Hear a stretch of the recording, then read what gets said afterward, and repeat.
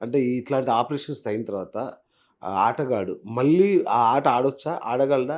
ఓహ్! Yes. 100% దానికోసమే ఈ sports injuries అనేది స్పోర్ట్స్ స్పెషాలిటీ అనేది చాలా ఫేమస్ అవుతుంది. ఓకే.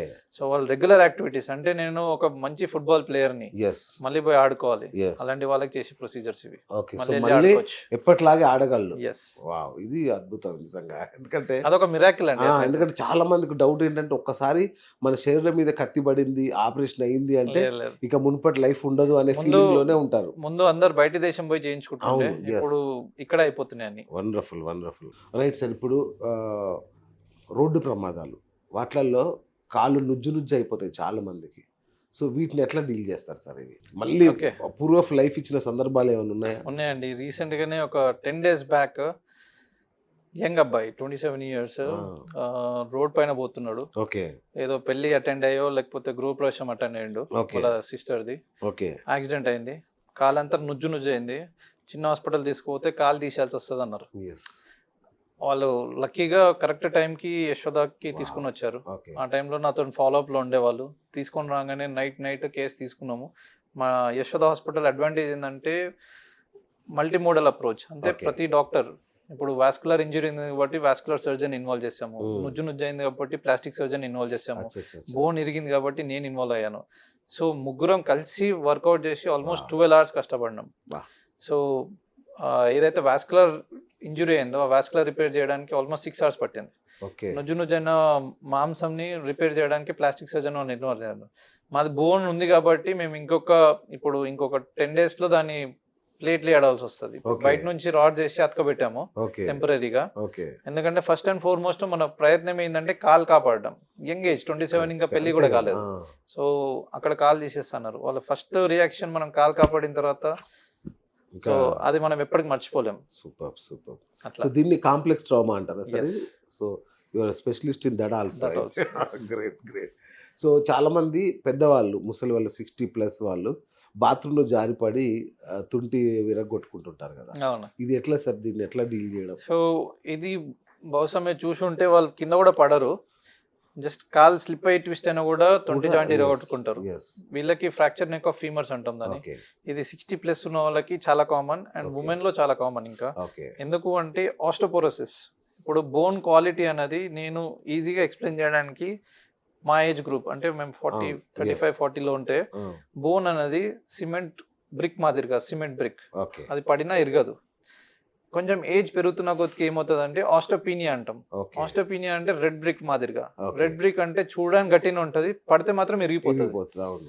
అదే ఆస్టోపీనియా. అచ్చా. బట్ నెక్స్ట్ వచ్చేది ఆస్టోపోరోసిస్. ఓహ్! స్పాంజ్ మాదిరిగా. అది పడనక్కర్లేదు. చేత్తో నొక్కితేనే ఇరిగిపోతది. ఓహ్! సో, ఇలాంటి వాళ్ళకి ఏమైతది బాత్రూమ్‌కి వెళ్తున్నప్పుడు యూజువల్‌గా ఓల్డ్ పీపుల్ మరి నైట్ టైంలో మల్టిపుల్ టైమ్స్ యూరినల్స్ యూజ్ చేసుకోవడానికి పోతుంటారు. అవును. అలాంటి టైంలో నిద్రలు ఉండడం వల్లనో లేకపోతే అక్కడ వాటర్ ఉండడం వల్లనో మ్యాట్ ఉండడం వల్లనో స్లిప్ అవుతారు. అవును. ఈ స్లిప్ అయినప్పుడు ఏమవుతుందంటే పడనక్కర్లే వాళ్ళు.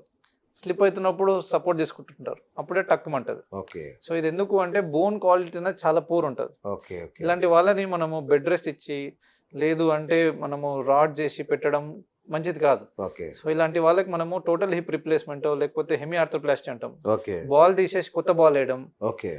ఇది చేసిన తర్వాత నెక్స్ట్ డే నుంచి నడుస్తారు వాళ్ళు. నెక్స్ట్ డే నుంచి నడుస్తారు. దాంతో వాళ్ళ క్వాలిటీ ఇంప్రూవ్ అవుతుంది. బెడ్ రెస్ట్ ఉండదు.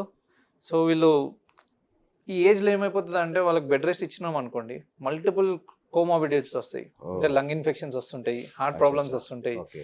బెడ్ సోర్స్ వస్తుంటాయి, పడుకొని అవునవును. పుండ్లు అవుతుంటాయి. అవును. సో, ఇవన్నీ మనం అవాయిడ్ చేయొచ్చు. రైట్. రైట్. సో, చాలా మంది పేషెంట్స్ ఆలోచించుకొని వస్తా అంటారు. దానివల్ల చాలా ఇబ్బందులు ఉంటాయి. అవును. అవును. సో, మనం ఆపరేషన్ చేసేసినాం అనుకోండి వాళ్ళు నెక్స్ట్ డే నుండి నడిచడం స్టార్ట్ చేస్తుంటారు. వండర్ఫుల్. ఇప్పుడు కేసీఆర్ గారిని కూడా యశోదని డీల్ చేసింది కదా సార్? అవునవును. అది ఎట్లా ఏంటి సార్ ఆయనకు వచ్చిన ప్రాబ్లం? ఆయనకు కూడా అట్లనే జారి పడడం వల్ల ఫ్రాక్చర్ అయింది. ఓకే. మా హాస్పిటల్లోనే డాక్టర్ ప్రవీణ్ రావు సార్ అని ఉంటాడు. Yes. చాలా సీనియర్ మోస్ట్ చాలా మంచి డాక్టర్. ఓకే. అతనే ఆపరేట్ చేశాడు. Okay. So, it went well and చూస్తున్నారు కదా ఇప్పుడు నడుస్తున్నాడు. Yes, అవును. So, that is how improvement అదే అనేది అంటే ఉంటుంది. ఈ వయసులో అలా జరిగిన తర్వాత కూడా మళ్ళీ అద్భుతంగా నడవడం, మళ్ళీ నార్మల్ లైఫ్ వచ్చేసింది అవునవును. కేసీఆర్కి. ఎస్, సో మీ అలా ఆ ఏజ్ వాళ్ళకు కూడా ఆ ఏజ్ వాళ్ళకి వస్తుంది Yes. యూజువల్ గా. ఆ- సో అదే ఎగ్జాంపుల్. ఎగ్జాక్ట్లీ, అంటే కేసీఆర్ చూస్తే వాళ్ళకి భరోసా, ఓకే కేసీఆర్ సార్ బాగానే ఉన్నాడు కాబట్టి మనం కూడా బాగానే ఉంటాం. అది అదే యశోధరాని అట్లాంటి- జరిగింది కాబట్టి అట్లాంటి ప్రొసీజర్స్ జరుగుతుంటాయి. సో అడ్వాన్స్ టెక్నాలజీస్ యూజ్ చేస్తుంటాం కాబట్టి. Yes, super super. ఇంకొకటి సార్, ఈ షుగరు, బీపీ, హార్ట్ పేషెంట్స్ వీళ్ళు ఉంటారు కదా, మరి వీళ్ళకు ఇట్లాంటి కాంప్లెక్స్ ట్రామా ఆపరేషన్లు చేయొచ్చా సురక్షితమైన వాళ్ళకు కూడా? 100% సురక్షితమే అండి. ఓకే ఎందుకంటే మనము ఒక ప్రొసీజర్ చేస్తున్నామంటే అంత ఈజీగా తీసుకోం సర్జరీకి. ఓకే బ్లడ్ టెస్ట్లు అవ్వాలి, స్క్రీనింగ్ అవ్వాలి, హార్ట్ టెస్ట్ అవ్వాలి, 2D ఎకో అంటాము, ఈసీజీ అవ్వాలి. ఇవన్నీ మన మత డాక్టర్లు చూస్తారు. ఓకే ప్రీ అనెస్థెటిక్ చెకప్ అంటాం. ఓకే ఇవన్నీ అయిన తర్వాత వాళ్ళు ఫిట్నెస్ ఇచ్చి, సార్ మీరు టెన్షన్ తీసుకోకండి, మీకు ఎన్ని అవర్స్ కావాలి సర్జరీకి అవన్నీ Okay. చెప్పిన తర్వాత మనం సార్ మేము ఇన్ని అవర్స్లో చేస్తామని చెప్తే వాళ్ళు దాని ప్రకారంగా ఎంత డోస్ ఇవ్వాలి ఏంటి అన్నది వాళ్ళు కరెక్ట్గా చూసుకొని ఇస్తారు. ఓకే అండ్ సర్జరీ తర్వాత మా దగ్గర ఫిజిషియన్స్ ఉంటారు, ఎండోక్రైనాలజిస్టులు ఉంటారు, షుగర్ Yes. బీపీ ఏమైనా ఉంటే Okay. కార్డియాలజిస్టులు ఉంటారు. ఓకే సో రొటీన్ చెకప్స్ అన్నది సర్జరీ తర్వాత Okay. ఏం ప్రాబ్లం ఉన్నా కూడా కరెక్ట్ చేయడానికి రెడీగా ఉంటారు. సూపర్. దాని అడ్వాంటేజే మనము ఈ corporate system, Yashoda hospital, correct. Secunderabad లాంటి పెద్ద హాస్పిటల్స్ లో వర్క్ చేయడము. ఓకే ఎందుకంటే మల్టీ మోడల్ అందరు డాక్టర్స్ ఇన్వాల్వ్ అవుతారు Okay. దీంట్లో, okay hand in hand work చేస్తుంటారు. ఓకే అందుకే కాంప్లికేషన్స్ కూడా చాలా తక్కువ. సార్ మీరు పెయిన్ మేనేజ్మెంట్లో కూడా స్పెషలిస్ట్ మీరు. సో ఈ చాలా మందికి దీర్ఘకాలికంగా ఉండే నొప్పుల్ని ఎస్, సో తగ్గించడానికి ఏమన్నా ఆధునిక పరిష్కారం లేదా సర్జరీ కాకుండా? అదే అండి, నేను అల్ట్రాసౌండ్ గైడెడ్ ఇంజెక్షన్స్ ఇస్తుంటాను కొంతమందికి. అచ్చా అచ్చా. సో స్కాన్ లో చూసుకుంటూ కొన్ని ఇంజెక్షన్స్ ఇస్తుంటాను. ఓ, కొన్ని కాంప్లెక్స్ ఉంటాయి, వేరే డాక్టర్స్ ని కూడా ఇన్వాల్వ్ చేస్తుంటాము, Okay. పెయిన్ స్పెషలిస్ట్ అని. ఓకే నేను ఫెలోషిప్ చేశాను దీంట్లో. Yes, బట్ అవును. ఆర్థోపెడిక్ సైడ్ నుంచి పేషెంట్స్ కి ఆర్థోపెడిక్ జాయింట్స్ దగ్గర ఏమేమి ప్రాబ్లమ్స్ ఉన్నాయో దాన్ని సాల్వ్ చేయడానికి. ఓకే ఇంకా కొన్ని కాంప్లెక్స్ కూడా ఉంటాయి, ఓకే దానికి అనస్థీషియా వాళ్ళని కూడా ఇన్వాల్వ్ చేస్తుంటాం ఓకే. అట్లా. సో ఎముకలు అరిగిపోకుండా ఉండడానికి మీరు అంటే ఫర్ ఎవర్ ఏమన్నా సలహా ఇస్తారా మా ప్రేక్షకులకి? అది చాలా కష్టమైన క్వశ్చన్ అండి. అవునా?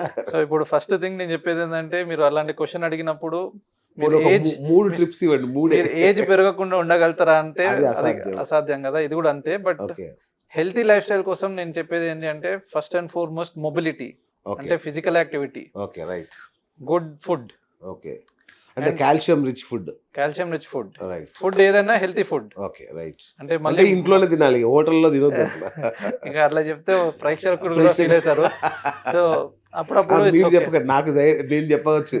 అప్పుడప్పుడు ఓకే, బట్ Right. రెగ్యులర్ అయితే healthy food yes and healthy lifestyle. Right అంటే ఆల్కహాల్ కానీ, స్మోకింగ్ కానీ సార్. ఇలాంటివి అవాయిడ్ చేయాలి. Okay and mobility is the future అండి. ఓకే ఎంత మొబైల్ ఉంటే, ఎంత నడవడం ఉంటే, Okay. ఎంత ఫిజికల్ యాక్టివిటీ ఉంటే అంత హెల్త్ మంచిగా ఉంటుంది. Okay sir. ఇప్పుడు ఈ వీగన్ డైట్ తీసుకునే వాళ్ళు ఉంటారు, పాలు తాగని వాళ్ళు ఉంటారు. వీళ్ళ పరిస్థితి ఏంటి సార్? వీళ్ళకి ఈ అంటే ఈ కాల్షియం ఎట్లా వీళ్ళకి అందుతుంది? వెజిటేబుల్స్ లో ఉంటాయండి ఉంటుందా చాలా. వీగన్ డైట్ లో యాక్చువల్లీ కూడా? అన్నిట్లలో ఉంటది డైట్ Ah. అనేది. వాళ్ళకి ఇప్పుడు వెజిటేరియన్స్ ఉన్నారు, అవును నాన్ వెజ్ తిన్నారు, అవును దాంట్లో ప్రోటీన్ ఉండదు అంటారు. అవును. కానీ ప్రోటీన్ వెజ్ లో కూడా ఇంకెక్కువనే ఉంటది. ఓకే ఓ సో ప్రాపర్ డైటీషియన్ సపోర్ట్ తోటి మీరు వెజిటేరియన్సా, వేగన్సా, నాన్ వెజిటేరియన్సా వాళ్ళ సలహాలు తీసుకొని యూ ఫాలో దట్ వన్, అచ్చా will be very good. Right sir.